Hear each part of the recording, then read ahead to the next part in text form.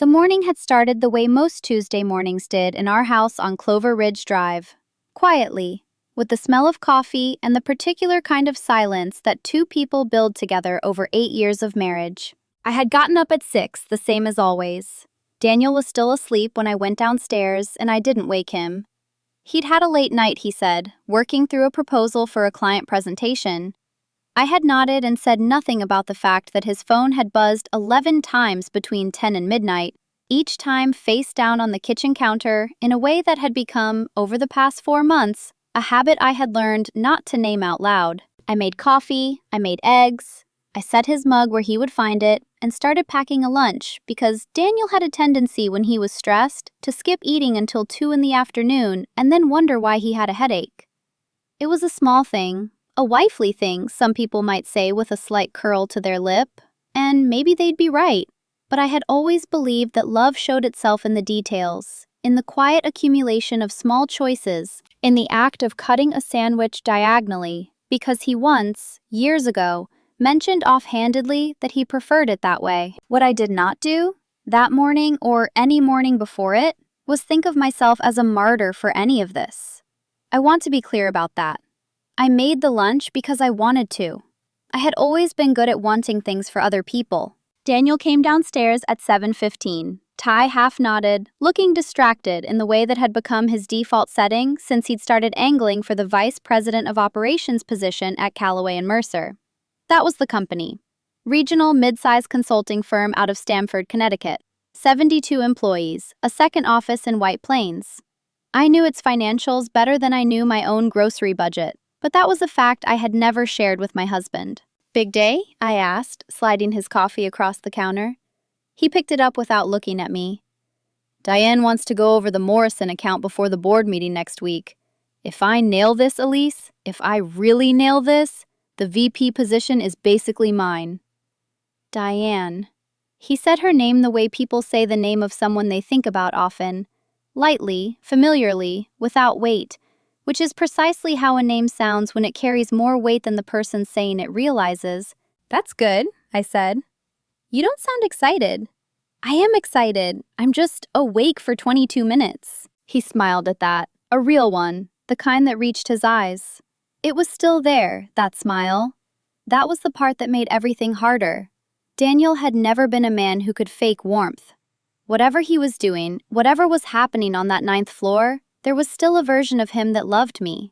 I had to believe that, because the alternative was that I had spent 8 years being completely wrong about a person, and I was not yet ready to hold that thought at 7:17 in the morning. He kissed me on the cheek, grabbed his bag, and was gone by 7:30. I stood in the kitchen for a moment with my coffee and looked at the lunch I had packed. Roast beef on sourdough, cut diagonally, an apple, a small container of the pasta salad he'd asked me to make over the weekend. I thought about leaving it on the counter for him to collect if he came home for lunch, the way he sometimes did. Then I thought, no, I'll bring it to him. It's a 20-minute drive. I have a conference call at 1. I can make it work. That was the kind of arithmetic I had spent 8 years doing. Fitting myself around the edges of his schedule, his needs, his ambitions. Not because I had to, because I was good at it, and because for a long time, it had been enough. I want to tell you something about the company before I tell you what I saw on the 9th floor. I want to tell you because it matters. Not as an excuse, not as a boast, but because it is the fact on which everything else turns. 6 years ago, a year into our marriage, I had come into a significant sum of money through the sale of my mother's estate. My mother had been a careful woman who bought real estate in Hartford in the 90s when everyone said it was a terrible idea, and by the time she passed, she had been quietly right for 2 decades. The inheritance, after taxes and legal fees, came to just under $3 million. Daniel knew I had inherited money. He did not know how much. That was a choice I had made early, not to deceive him, but because I had watched enough of my mother's careful work get absorbed into other people's plans to know that money, when announced, has a way of becoming everyone's property before you've decided what to do with it. I put $2.1 million into a private investment vehicle under my own name, Elise Navarro, which had been my name before I became Elise Navarro Hartwell, and which I had never legally changed for professional purposes. Through that vehicle, I held a 34% stake in Callaway and Mercer Consulting. I had purchased it when the firm was smaller, when the founding Callaway family was looking for outside capital to fund their second office. The deal had been structured for privacy on both sides. The Callaway board knew the name Elise Navarro. They did not know that Elise Navarro drove a 7-year-old Subaru and packed her husband's lunch on Tuesday mornings. Daniel had started at Callaway and Mercer 4 years ago, 2 years after my investment. He had gotten the job through a recruiter. I had not arranged it. I had not interfered. I want to be absolutely clear about that. I did not engineer my husband's career. What I had done was invest in a company that happened, later, to hire him. And then I had stayed silent about the connection, because to reveal it would have meant explaining everything. And explaining everything would have meant watching Daniel recalibrate our entire marriage around a fact he hadn't known. I was afraid of that recalibration. That is my flaw in this story. I was afraid of what happened to a man's sense of himself when he found out that the ground under his feet had been partially laid by his wife. So I said nothing. I attended my monthly calls with Marcus and with the Callaway board representative quietly from my home office with the door closed, while Daniel thought I was doing freelance project management work for a client in Boston. The lunch was packed. The drive was 20 minutes. I parked in the visitor lot at 11:48. The lobby of Callaway and Mercer's Stamford office was all glass and pale wood, the kind of aesthetic that said, creative but disciplined, which was exactly the brand they had built over 15 years. The receptionist at the front desk was a young man named Trevor. I knew his name because I had read enough board memos to know the names of most of the front-of-house staff, though Trevor did not know me from anyone.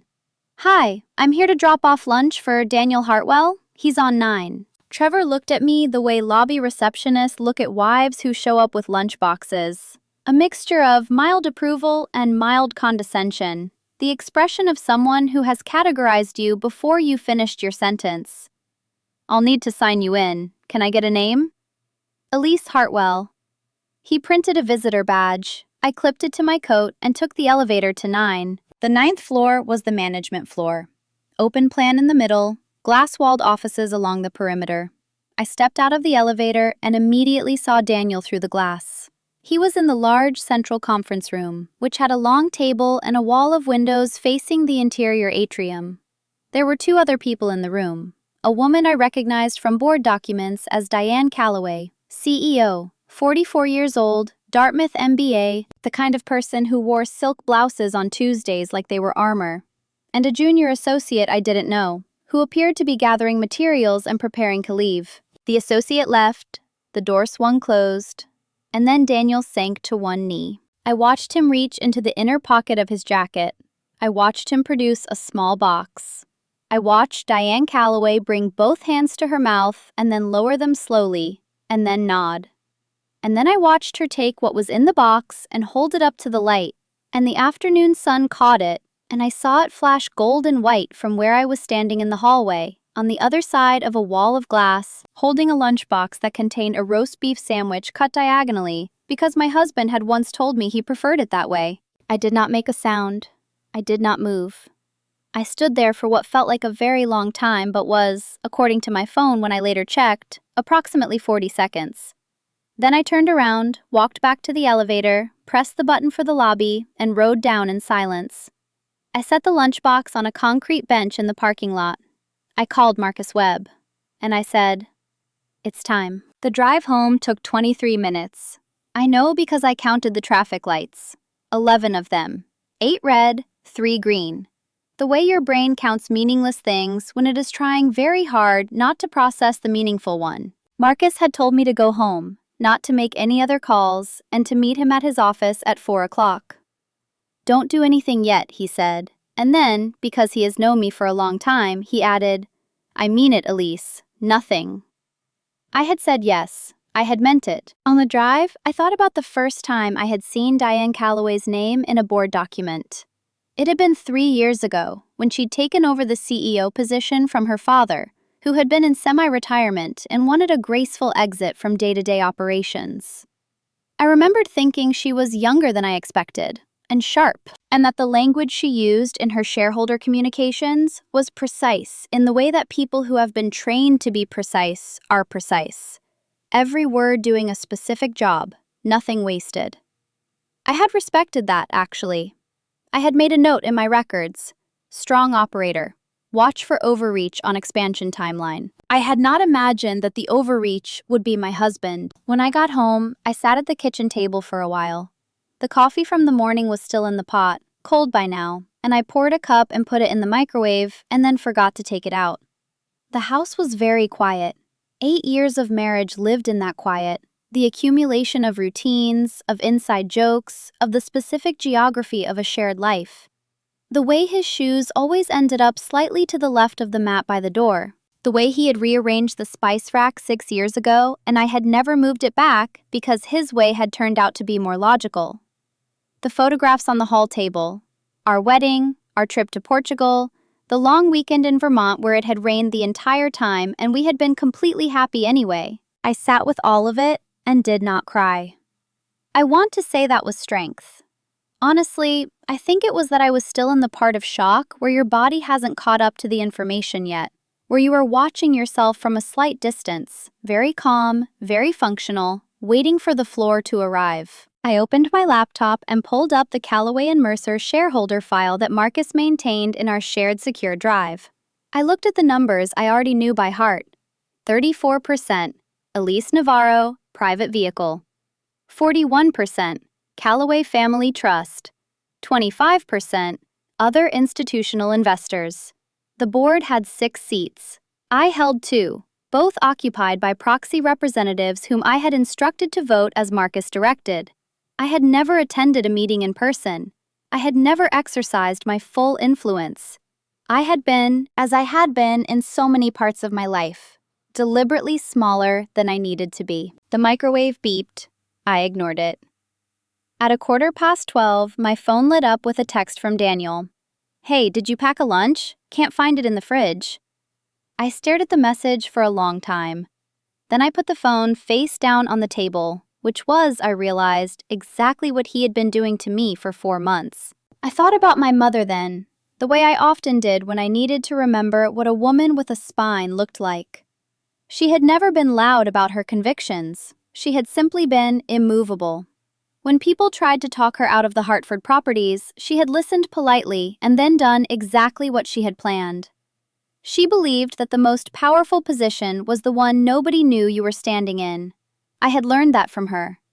I had applied it to my investments, to my professional life, to the careful architecture of my financial independence. What I had failed to apply it to was my own marriage. I had been so busy protecting Daniel's image of himself that I had forgotten to protect my own. That was the thing I sat with at that kitchen table, in that November quiet, with the cold coffee I never drank and the lunchbox I had left on a concrete bench outside a building I technically owned a third of. Not rage, not grief, just the clean, clarifying understanding of a mistake I would not be making again. I closed the laptop, I went upstairs, I changed out of my coat and into something I could think clearly in. And then I sat down at my desk and began making a list. Because when everything falls apart, the most radical thing you can do is stay organized. Marcus Webb's office was on the 14th floor of a building in downtown Stamford that smelled like recirculated air and expensive paper, which I had always found oddly comforting. He met me at the door himself, a tall man in his early 60s, silver-haired, with the particular stillness of someone who had spent 40 years listening to people in crisis and had learned that the first thing you offered was not advice, but presence. He poured coffee without asking. He set it in front of me. He sat down across from his desk rather than behind it, which was something he did when he wanted to talk to you like a person rather than a client. And he said, "Tell me exactly what you saw." I told him, "All of it. The lobby, the elevator, the glass wall, the 40 seconds, the rain catching the light." I told it the way I had rehearsed it on the drive over, factually, without editorializing, because I had found in the 4 hours since the parking lot that if I editorialized, I would have to feel it, and I needed to feel it in the right sequence. Information first. Grief was something I would allow myself later, in private, at a time of my choosing. Marcus listened without interrupting. When I finished, he was quiet for a moment, and then he said, "What do you want to do?" "I want to call a board meeting. Emergency session 48 hours out. I want to attend in person this time." He nodded slowly. "As Elise Navarro?" "As Elise Navarro. Full disclosure, both seats, no proxy." He picked up his pen, not to write anything, just to hold it, the way lawyers hold pens when they are thinking. "Grounds for the emergency session? Material conflict of interest involving the CEO. I'll let the facts present themselves." "Elise." He looked at me steadily. "Once you walk into that room, the privacy structure comes down. You understand that?" "I know." "Daniel will find out, not just about today, about all of it, the investment, the 6 years." "I know that too." He studied me for a moment longer. "All right," he said, and then, the way he always did, he got to work. By 5:30 that afternoon, the emergency board meeting had been formally requested, dated, and delivered via certified communication to all 6 board members, scheduled for Thursday at 10 in the morning. Marcus had also, at my instruction, contacted the joint account bank and initiated a temporary freeze on our shared savings pending legal review. A move I had the right to make, and that would become relevant when conversations about marital assets began, which I intended them to begin very soon. I drove home in the early dark. Connecticut in November goes gray by 4:30, that particular flat gray that seems to press down on everything. And I drove through it with the heat on and the radio off, and thought about what I was going to say to my husband. He was already home when I got there. His car was in the driveway, which meant he had left the office early, which meant that something had happened between 11:50 and now, and I had a reasonable guess about what it was. I sat in my own driveway for 90 seconds, then I got out. Daniel was in the kitchen, standing at the counter with a glass of water, still in his work clothes, his jacket draped over the back of a chair. He looked up when I came in. His face was carefully arranged into a version of itself that I recognized, the version he wore when he was managing a situation, when he was preparing to say something he had been rehearsing. "Hey," he said. "Where were you this afternoon? I tried the house phone and—" "I was at my lawyer's office." The water glass stopped halfway to his lips. He set it down. "Your lawyer?" "Marcus Webb. You've met him. The holiday party, 4 years ago. Tall, silver hair." "I remember him." His voice had dropped half a register. "Elise, why were you—" "I came to your office today," I said. "At lunchtime. I brought you a roast beef sandwich on sourdough, cut diagonally." I watched his face. I watched the sequence of things that moved through it. "I saw you in the conference room on 9. The silence that followed was the loudest thing I had heard in years. Daniel put both hands flat on the counter. He looked at the countertop. Then he looked at me. "Elise." "I don't need you to explain it right now," I said. "I need you to understand one thing. I have spent the afternoon with my attorney, and there are going to be some developments over the next 48 hours that will affect both of us. I'm telling you this as a courtesy, not as an apology, not as an opening for a negotiation." "What kind of developments?" His voice was very careful now. "You'll understand on Thursday morning," I said. "But I'll tell you this much. The ground under your feet is not what you think it is, and it hasn't been for a while." He stared at me. Daniel was not a stupid man. That was one of the things I had loved about him, his intelligence, his ability to read a room. I watched him try to read this one, try to find the angle, try to understand what I was holding, and I watched him fail. He didn't have enough information. He had never had enough information, because I had never given it to him. "What does that mean?" he asked. "It means what it means," I said. "The guest room is made up. I think that's the right arrangement for tonight." He opened his mouth. I held up one hand, not dramatically, not with heat, just a hand, flat, decisive. He closed his mouth. "I don't want to fight, Daniel. I genuinely don't. But I am not going to stand here and listen to an explanation of what I watched with my own eyes. When there's something concrete to discuss, we'll discuss it. For now, there's dinner in the refrigerator if you're hungry."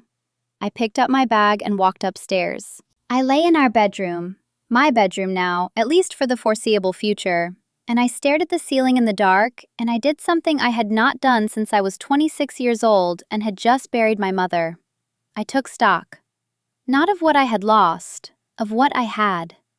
I had the house, which was in my name, purchased with my premarital funds under a structure Marcus had quietly recommended before the wedding when I had told him I was getting married, and he had, with all the delicacy of a man who charges by the hour, suggested that love was wonderful, and clarity was also wonderful.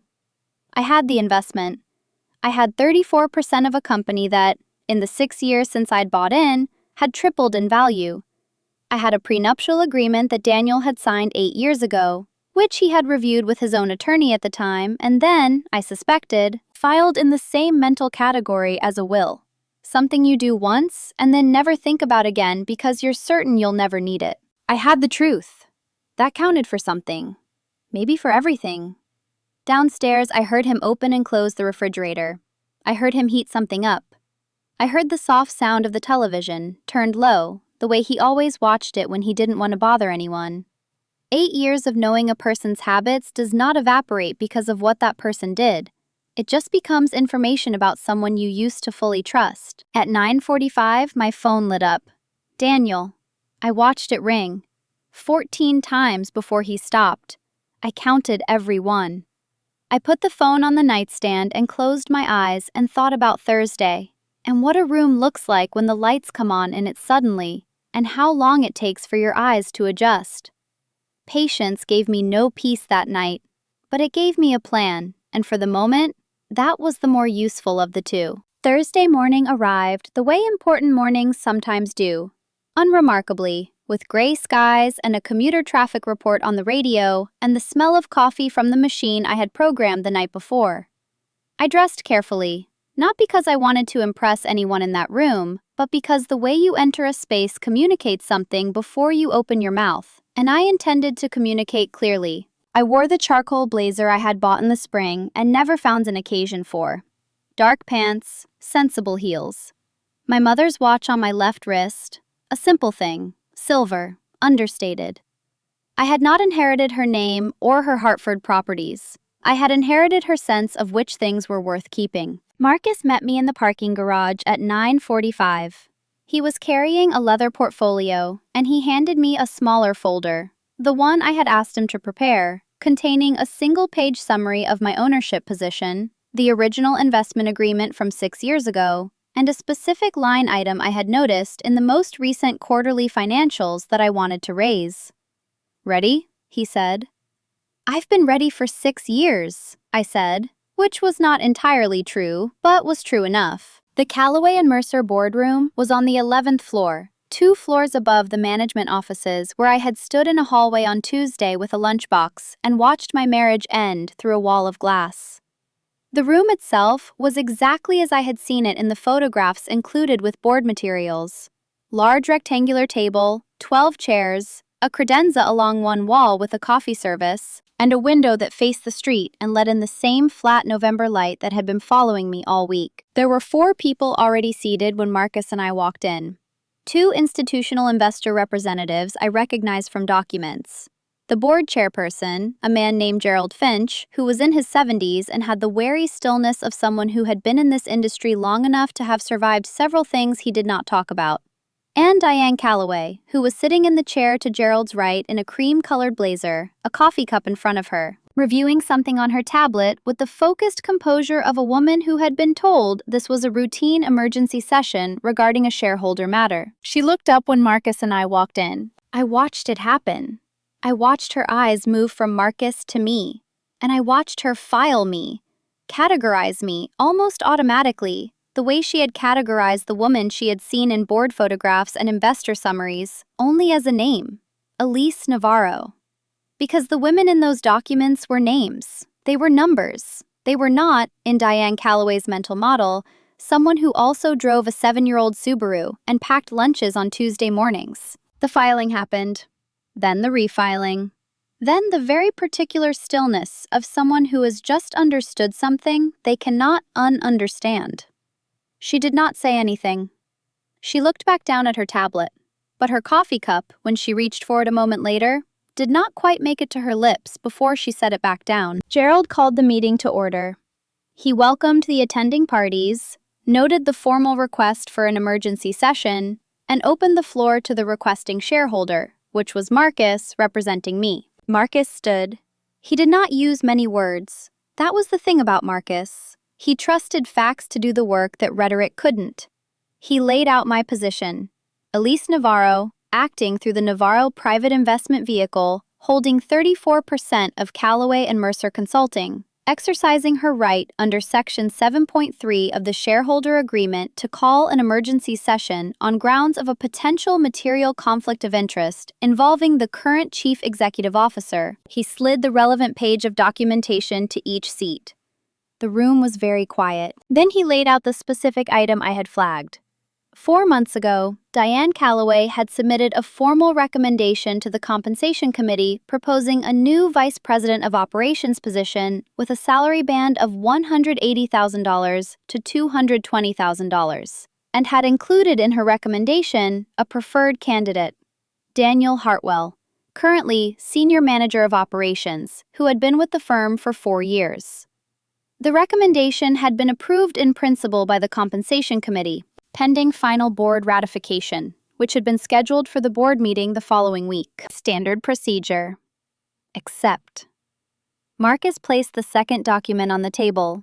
That document was a notification from a private title company, obtained legally through channels I will not detail here, confirming that a condominium in South Norwalk, purchased 14 months ago under the name of a Delaware LLC, whose sole registered agent was one Diane Callaway, had been accessed regularly by 2 key card holders. One of those key card holders was registered to the LLC. The other, added to the access log 8 months ago, was registered under the name of a Daniel Hartwell, whose employer of record was listed as Callaway and Mercer Consulting, Inc. That was the document that changed the room. Gerald Finch set it down and looked at Diane over the top of his glasses without expression. The look of a man who was not surprised by human nature, but who was deeply tired of it. The 2 institutional reps exchanged a glance that lasted less than a second, but communicated a full paragraph. And Diane, to her credit, did not deny it or perform confusion.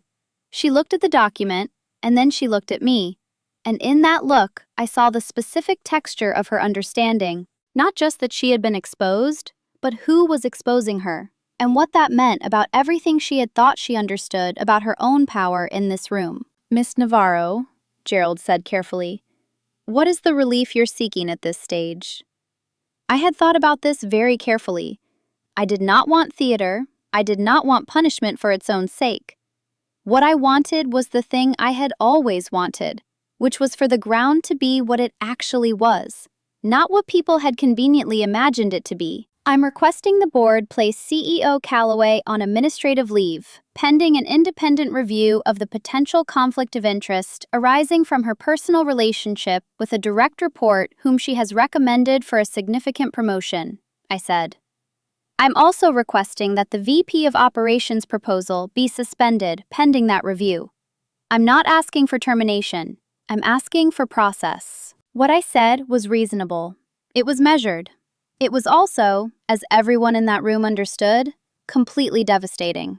Because administrative leave pending independent review in a company this size, with this governance structure, would take a minimum of 90 days. And the damage to Diane's authority and credibility during those 90 days would be irreversible, regardless of the outcome. Gerald asked for a vote.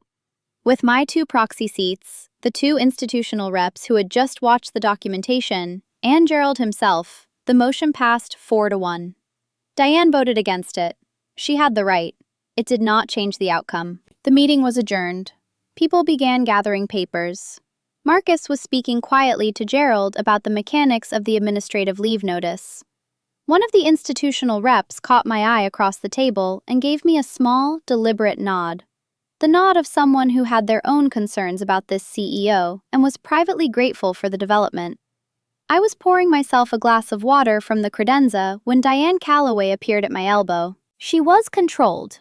I will give her that. Her voice, when she spoke, was low and even, stripped of everything except what she wanted to communicate. "The $2.1 million, she said. "The founding investment. That was you." "That was me." She was quiet for a moment. "Your husband never mentioned—" "My husband didn't know." I turned to look at her directly. "He still doesn't know, but he will, very shortly. That's a separate conversation." She looked at me with an expression I could not fully decode. Something between calculation and something more honest. Something that might have been a form of recognition. "How long?" she asked. 6 years. Another silence. Then, "And the VP recommendation was a conflict of interest," I said. "That's not a personal judgment, it's a procedural fact." I watched her process that. She was a smart woman. That had never been the question. What had not been clear to me until I was standing in front of her was whether she was also an honest one. I waited. "I didn't know he was married," she said. I had been expecting this. I had prepared for it. But hearing it in her voice, not defensive, not performing innocence, just stating it flatly, looking at me, I found that I had to sit with it for a moment before I responded. "He wears a ring," I said. She held my gaze. "I noticed it the first week. He told me he was separated." A pause. "I should have looked further into it, I know that." I thought about what the prompt said, and what I had decided in advance about this woman. She might have been telling the truth. She might have been doing what people do when they're cornered, which is to construct a version of events that reduces their culpability. I did not know, and standing in that boardroom with the November light coming through the window, I realized that I did not need to know. Her culpability was not the question I had come here to answer. The process would examine her conduct. My concern was the 34%, and the prenuptial agreement, and the drive home. "Thank you for telling me," I said. I meant it, which surprised me slightly. I picked up my folder, and my mother's watch caught the light on my wrist, and I thought about how she had always said the most important number in any negotiation was the one in your own column, not the one across the table. I had $2.1 million in that company, and it had become something considerably larger, and that number was very firmly in my column. I walked out of the boardroom and took the elevator down and did not look back at the 9th floor as I passed it. The independent review firm was appointed by Friday afternoon. By Saturday morning, the news had moved through the company the way these things always do. Not through official channels, but through the particular nervous system of a 72-person organization where everyone's professional fate is somewhat entangled with everyone else's, and where a CEO being placed on administrative leave is not a small event. I knew this because Marcus told me. I also knew it because my phone rang at 7:14 Saturday morning, and the name on the screen was not Daniel's. It was Priya Anand, Senior Director of Client Services at Callaway and Mercer, whom I had never met, but whose name appeared in 3 separate board documents over the past 18 months, in connection with concerns she had formally raised about the CEO's decision-making process on personnel matters. Concerns that had been noted and then, effectively, tabled. She had somehow obtained my contact information. I later found out she got it from Gerald Finch, who had given it to her with the quiet deliberateness of a man tidying up a problem he had been unable to address before now. I let it go to voicemail. Then I listened to the message, which was measured and specific, and which told me that Priya had documentation of her own. Formal HR complaints, unanswered emails, a pattern of decisions that, in her view, raised questions that went beyond the personal relationship currently under review. I noted her number and texted Marcus. He called back in 20 minutes. "There's more," he said. "How much more?" "Enough. The review firm is going to find it. You don't need to do anything." "That's fine," I said. I wasn't planning to. I had been up since 5. Daniel had slept in the guest room Thursday night after I'd come home from the board meeting and told him, in the same calm, factual tone I seemed to have adopted for all communications that week, that a board meeting had taken place, that it had involved Callaway and Mercer, that the details would become apparent to him in due course, and that we needed to have a separate, significant conversation about our marriage and about certain things he did not know. He had stared at me with an expression I had not seen on his face before. Not the managed composure he usually wore, not the charm, not even the guilt. something rawer. The look of a man standing in a room that has begun, slowly and irreversibly, to lose its walls. "What don't I know?" he had said. "A great deal," I had said. "But I'd like Marcus present when we talk about it, and that meeting is not tonight." He had gone to the guest room. He had not come out until 9 the next morning. We had moved around each other in the kitchen with the careful politeness of people in a waiting room, and then he had gone to the office. To an office I knew that was now populated with a question that had his name in it. And I had sat at my desk and made notes and answered emails, and at 2 in the afternoon allowed myself to cry for approximately 15 minutes, which I had scheduled for the purpose and which I found, once I started, was sufficient for the moment. The harder part came Sunday. I had not expected him that soon. I was in the backyard, November cold be damned, sitting in the old Adirondack chair that we had bought at a yard sale in our second year of marriage, and that I had painted blue and he had always said was too blue, but had never repainted, because it was my chair, fundamentally, the one I sat in when I needed to think. I had a mug of tea. I had a notepad. I had been making a list of the things I wanted to keep in the house. Not greedily, not vindictively, just practically, because the house was mine and the furniture was a shared question, and it helped to have a list. Daniel came out through the back door without warning. He was in jeans and an old Yale sweatshirt, the comfortable version of himself, the private one, which I had always found harder to be angry at than the polished professional one. He had his coffee. He sat down in the other chair without asking, which was very Daniel, never asking if he could sit in a room you were already in, assuming his presence was welcome because it had always been welcome before. For a long time, neither of us said anything. Then he said, "The HR notice came to my personal email this morning about the independent review. My name is in it." "I know." "Elise?" He turned to look at me. His face was stripped of the management, stripped of the preparation. He looked, I thought, like someone who had been running very fast and had run directly into a wall. "What did you do?" "I exercised my rights as a shareholder," I said. "Which I have because I own 34% of the company you work for." I let that settle. "I bought in 6 years ago. $2,100,000. I've never told you. That was a mistake I made and I own it. But what I did at that board meeting was not a mistake. It was a process being followed correctly." He was very still. The kind of still that is not calm, but is what comes just before the thing that follows calm. "You own part of Callaway?" 34%. "For 6 years?" "Yes." "While I worked there?" "Yes." He put his coffee mug down on the armrest of his chair, and then picked it up, and then put it down again. I watched him work through the architecture of the past 4 years, restructuring it around this fact. I understood what that felt like. I had done it myself, on Tuesday, in a parking lot, and I did not rush him. "Why didn't you tell me?" he said finally. "Because I was afraid of what it would do to how you saw yourself. And I was wrong to be afraid of that. I should have told you. If I had told you, this might have looked different." I paused.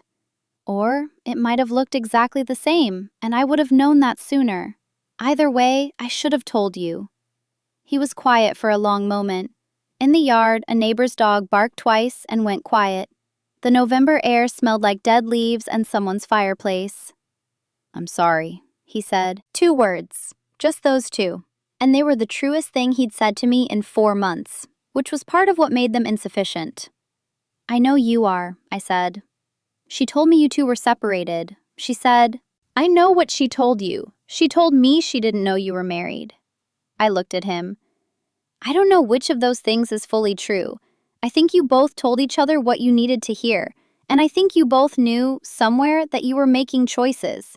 People don't accidentally end up in a condo in South Norwalk for 8 months. I watched his jaw tighten. "That's not an accusation, it's just a fact. The timeline is the timeline." "Elise, the meeting with Marcus is Monday at 10, I said. "I'd like you to bring your own attorney. It will go better for everyone if you have someone there who's working specifically for you." He stared at me. "We're talking about divorce." Yes. The word sat between us in the cold air. I watched him absorb it.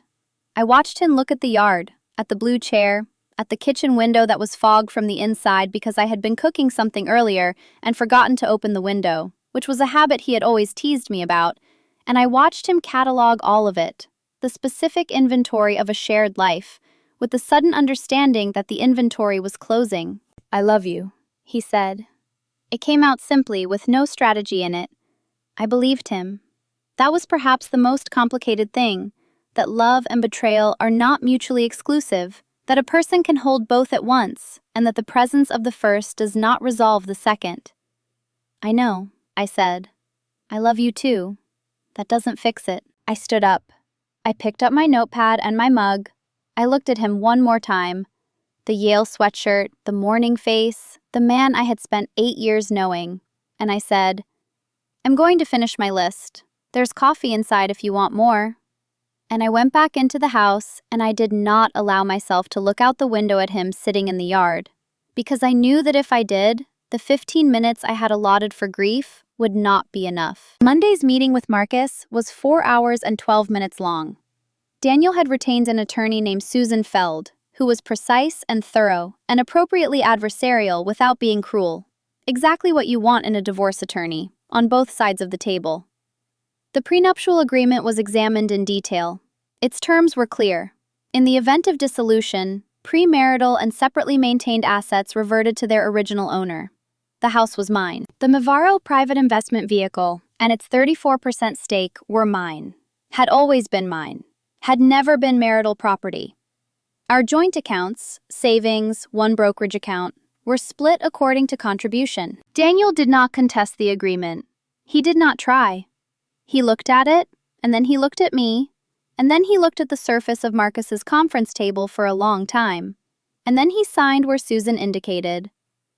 By Monday afternoon, the formal dissolution process was in motion. By Tuesday, the independent review firm had been in the building for 3 business days. The preliminary findings, which Marcus was informed of through proper channels as a representative of a major shareholder, indicated that the personnel irregularities were more extensive than the original conflict of interest.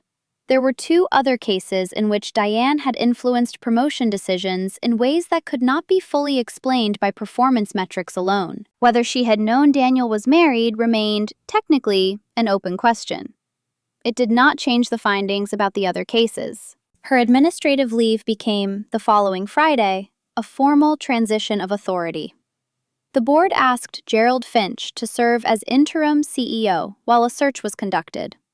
Gerald, who had been waiting with the patience of someone who had been right about something for a long time, accepted. I did not feel triumphant about any of it. That surprised me, a little. I had spent 6 years imagining, in some abstract way, what it might feel like to sit at that table as myself. Not the invisible investor, not the proxy, but the woman with the name in the documents. I had thought it might feel like arrival. Instead, it felt like a form of clarity, which is different. Arrival is warm. Clarity is just light, honest, sometimes cold, showing you the room as it actually is. The room as it actually was. A company with structural problems that predated me. A CEO who had overreached in at least 3 directions. A husband who had loved me and chosen ambition. And 34% that had tripled in value, and still, despite everything, belonged entirely to me. That last part was not nothing. I am allowed to say that. I drove home on Friday evening with the radio on, and at a red light on Route 1, I counted the number of calls Daniel had made to me in the past 7 days. 22. I had answered 4 of them. The other 18 were logged, noted, and left to voicemail. There was still one conversation I hadn't had with him. Not about the company, not about the divorce paperwork. The other one. The one about what had happened to us, gradually and quietly, before the 9th floor and the glass wall. The conversation about how 2 people who loved each other had drifted into such different understandings of their own life together that they had become, without meaning to, strangers holding the shape of a marriage. That conversation was still coming. I was not ready for it yet, but I was closer than I had been on Tuesday. Standing in a parking lot with a warm lunchbox and 4 words on my phone's recent call list. He came on a Wednesday evening, 3 weeks after the Monday meeting with Marcus, and he did not call first, which was either a failure of judgment or the only honest thing he'd done in months. Showing up without a prepared entrance, without time to construct something. I heard the car in the driveway and looked out the window and saw him sitting in it for a while before he got out. The porch light was on. It caught him in that particular way porch lights do in November. Amber and insufficient, making everything look smaller than it is. He sat in the car for 4 minutes. I know because I counted, and I noted that counting time had become a habit of mine in the past 3 weeks. A way of being precise when everything else felt approximate. When he finally knocked, I opened the door. He looked tired in a way that was not about sleep. There is a specific kind of tired that comes from dismantling things, from the mental labor of going through a life and deciding what is real, what was a story you told yourself, and what the difference is between the two. I recognized it because I had been wearing it myself for 3 weeks, with varying degrees of concealment depending on the day. "Can I come in?" he said. I stepped back and he came in, and we went to the kitchen because that's where people go, in houses they've shared, when the purpose of the visit is still unclear. I put on the kettle because that's what my hands needed to do. He sat at the kitchen table, and I stood at the counter, and for a moment it was almost normal. The amber kitchen light, the sound of water heating, the old house settling around us the way old houses do. Then normal receded, and what was left was what it was. "I've been meeting with Susan," he said, Susan being his attorney. "We're close to final terms. Marcus told me, it's straightforward." "It is." He looked at the table. "I want you to know that I'm not going to fight any of it. The house, the investment. I know what the agreement says. I knew when I signed it. I just didn't think I'd ever need to know." "Nobody does," I said. "I was wrong," he said. "Not just about Diane, about all of it, about who I was being." I turned from the kettle to look at him. He was not crying, which I was grateful for, because tears from Daniel had always worked on me in ways I was not fully proud of, and I needed to stay level. He was just sitting there, large-handed and honest-faced, looking at the table like a man who had examined the ledger and found the numbers don't lie. "She ended it," he said, "before the review concluded. She came to my office and said that she had reviewed the situation and that it wasn't something she could pursue, given the circumstances." He paused. "She also said she didn't know about being married. I believe her, Elise, for what it's worth." "She told me that too," I said. He looked up. "You spoke to her?" "In the boardroom, before I left." I brought 2 mugs to the table and sat down across from him. "I told her you wore a ring. She said she noticed it and that you'd said you were separated." He held this. I watched him hold it. "I told her I was working on leaving. That's what I—" He stopped. "That's not an excuse. I'm not offering it as one. I'm just telling you what happened." "I know," I said. "I believe you too, for what it's worth. It doesn't resolve anything, but I believe you." The tea steeped. We sat with that for a while. The complicated texture of 2 people who had loved each other well for most of a decade, reaching the part of the story where love is not in question and is also at the same time not sufficient. "The company," he said. "You've been at those board meetings for 6 years. Quarterly calls, mostly. 1 annual meeting I attended by phone. The emergency session last month was the first time I appeared in person." "You bought in before I started there." 2 years before." "You didn't arrange it, my being hired." "No," I said clearly. "I had nothing to do with your hiring. That was a recruiter and your own resume, and you were good at the job." He nodded. He needed to hear that. I understood why. "Why didn't you tell me?" he asked. Not angry, just asking. I wrapped both hands around the mug. "Because I was afraid of what it would mean to you, whether you'd feel like the ground under your career had been placed there by me, and I wanted you to have something that was genuinely yours." I looked at him. "And because I knew that once I told you, everything would have to be renegotiated. How we thought about money, power, who we were to each other.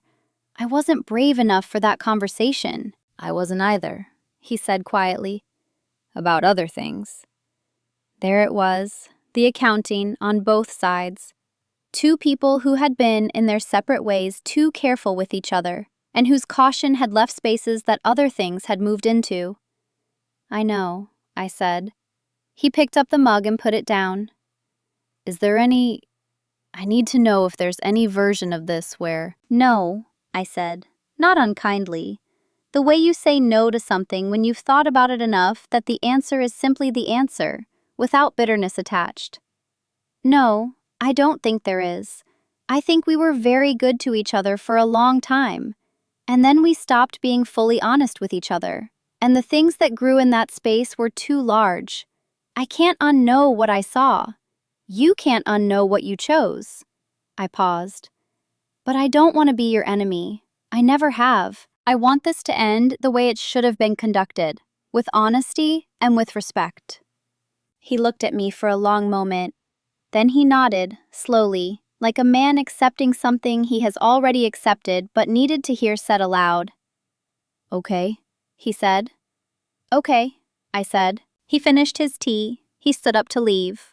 At the kitchen door, he stopped and turned back, and I saw him looking at the room, at the spice rack he had rearranged 6 years ago, at the photographs on the hall table visible through the doorway, at the accumulated evidence of a life we had built together, with an expression I recognized as grief that has decided to be dignified.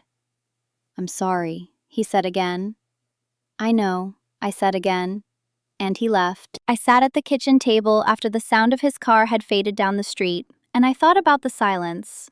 Not the bad kind of silence that had been building for 4 months, but the other kind. The kind that comes after something has been resolved. That is not emptiness, but possibility. That is the sound of a room that has been cleared. In January, the divorce was finalized. The paperwork was clean. Marcus shook my hand and made a remark about my mother that was so perfectly chosen, I had to look out the window for a moment before I could respond. I gave him a very good bottle of scotch, which was not adequate, but was the right gesture. In February, I attended my first in-person Callaway and Mercer board meeting as a fully identified board member.